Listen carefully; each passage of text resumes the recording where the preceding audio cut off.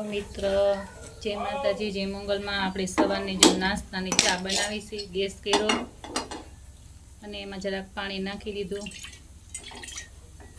પાણી નાખ્યું પછી હવે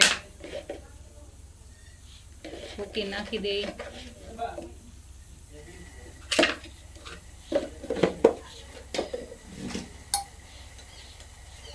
હવે ખાંડ નાખી દઈ.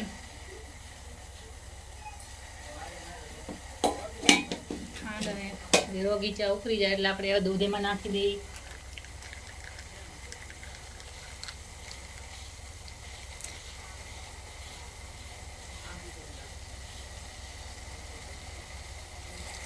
અને દૂધ નાખી દઈએ.